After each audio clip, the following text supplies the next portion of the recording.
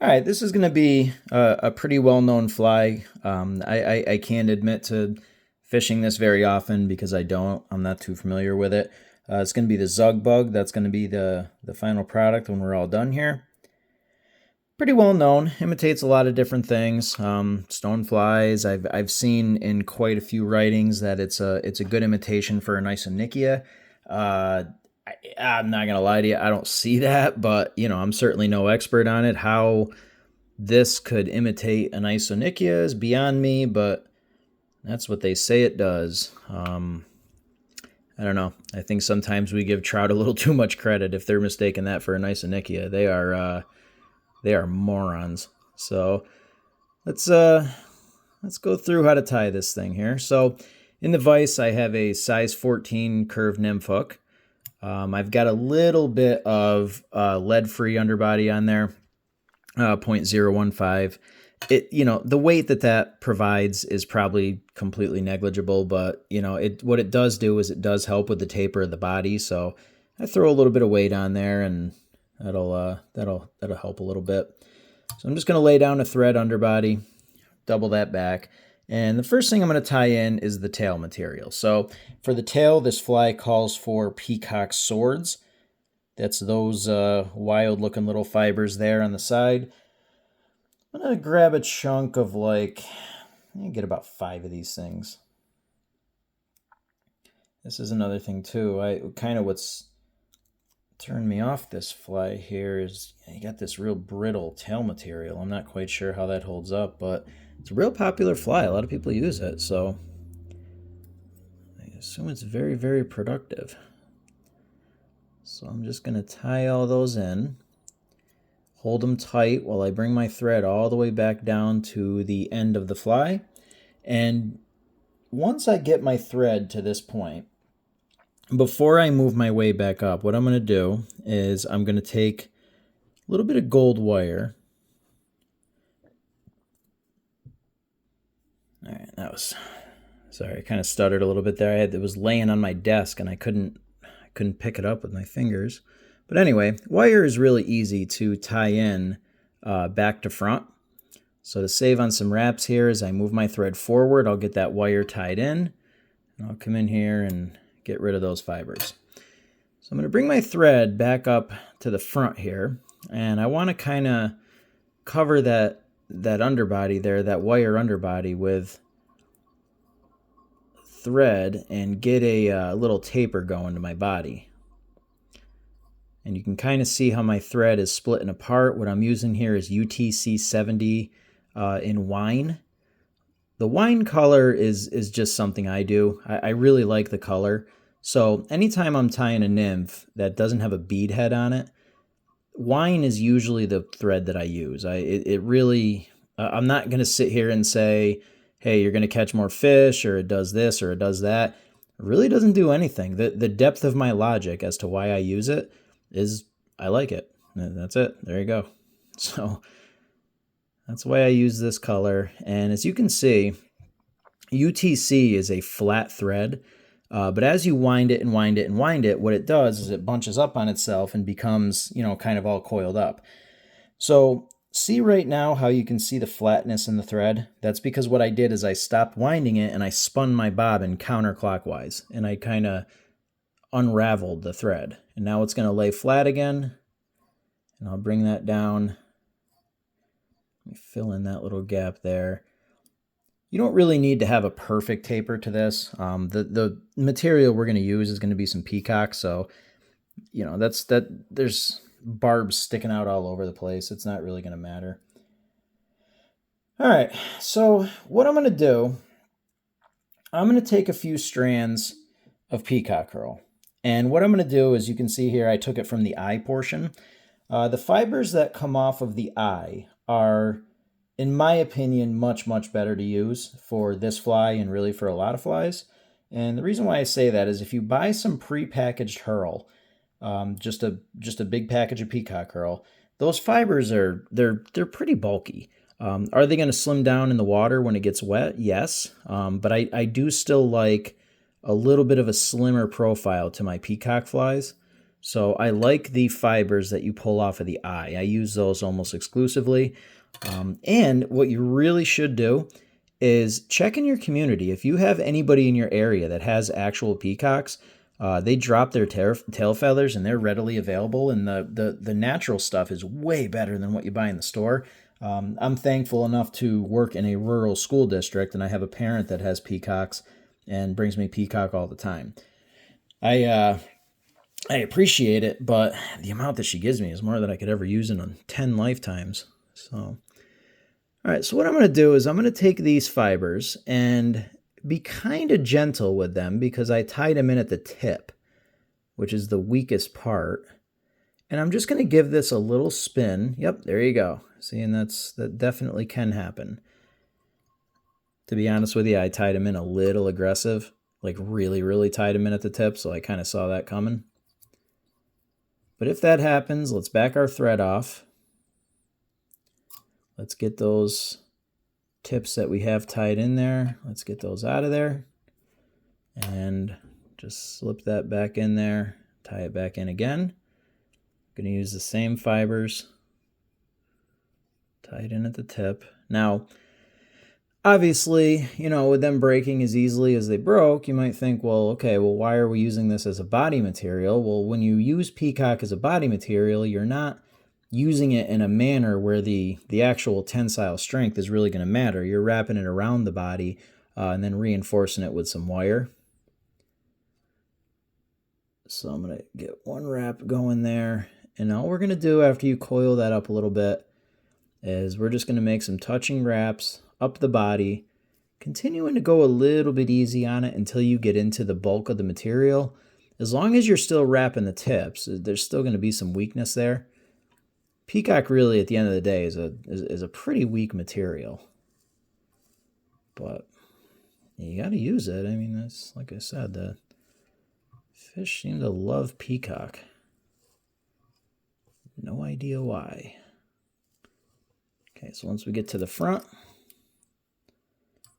let's get all that tied in. Let's stroke everything back, get all that finished. All right, we'll get our butt ends out of there, and we're good to go. Okay, next order of business, we'll take our wire. I'm going to counter wrap this forward. I wrapped the peacock away from me, so I'm going to wrap the wire towards me just to make sure that it's going a different direction. It'll mat a little bit of it down, but that's really no biggie at all. It'll add a little bit of strength to it, which you always need. Of course, you always get the glue people. A lot of times people lay down a layer of glue.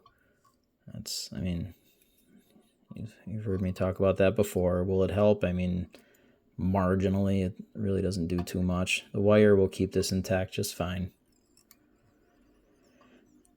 So I'm going to double my thread back, get all that closed up, clean it all up, and get us ready for the next step.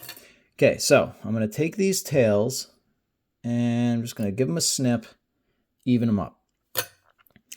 So the next step, I am going to admit this is 100% me. This is a variation of this fly. If you want to tie the original pattern, then what you do is you bring your peacock all the way to the front of the hook. When I tie this, I feel like the fly just needs a little something extra. So the next step that I'm going to do is 100% on me. This is my variation of this fly. If you want to use this variation, have at it. If not, you want to just tie it the way it was originally meant to be tied. Do everything that we're doing in this video. Just bring the peacock all the way to the front, and you'll be good to go. So what I'm going to do is I'm going to create a dubbing loop, and I'm going to slip in there just a couple of strands of some pearl ice dub. I need a little bit more than that. And all I'm going to do is just create a little bit of a collar just to give it a little bit of an extra, little bit of a thorax there. There, we'll get that spun up.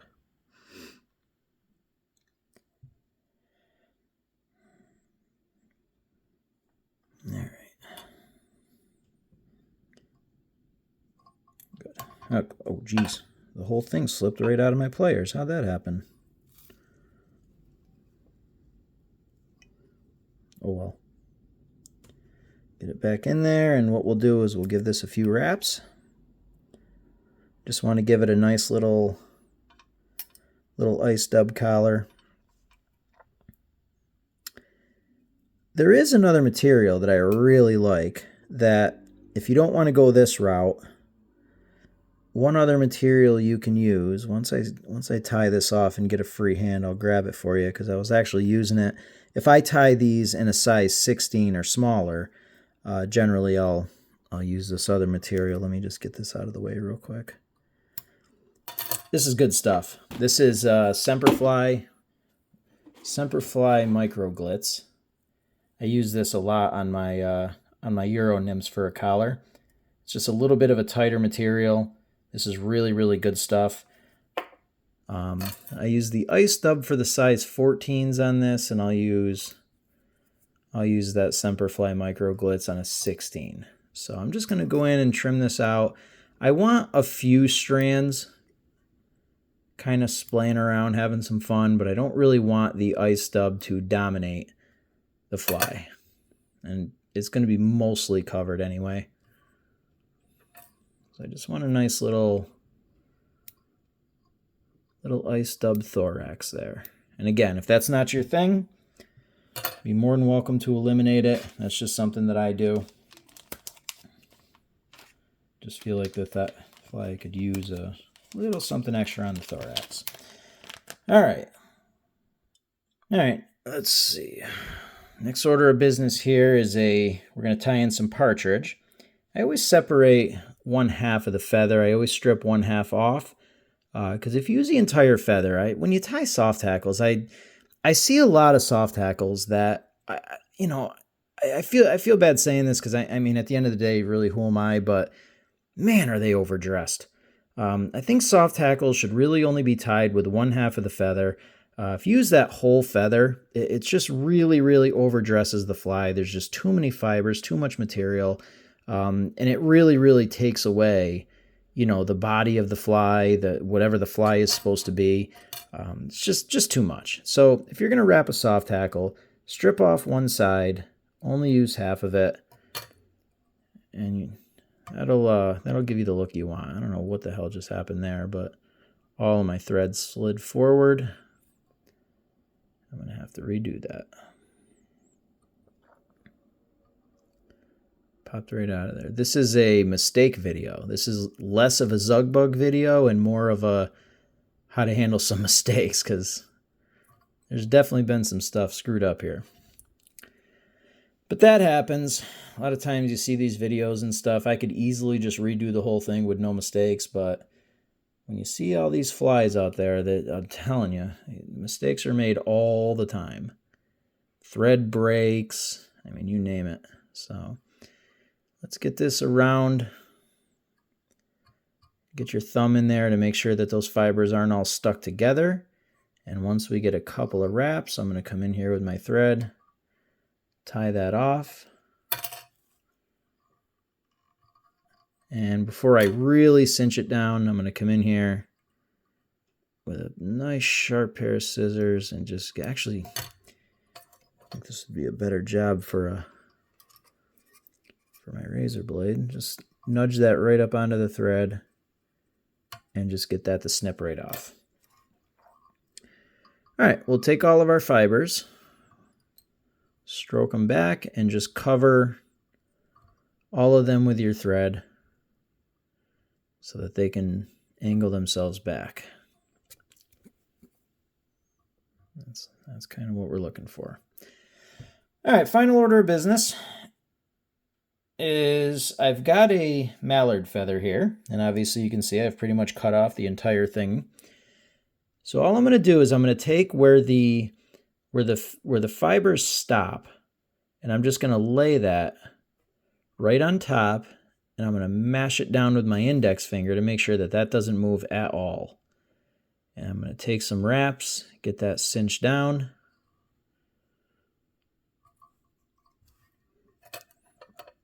Come in here and Get rid of that. And we'll just come down here, cover up that little bit. A little bit too big of a head on this fly, but no biggie. Now we'll come in, give this a whip finish. Now I don't really use head cement, but when I'm tying a fly where the head of the fly is going to end up being visible, basically anything without a bead, I will come in. This is one of the other reasons why I really like that wine thread, is you just put a dot of cement or resin on there.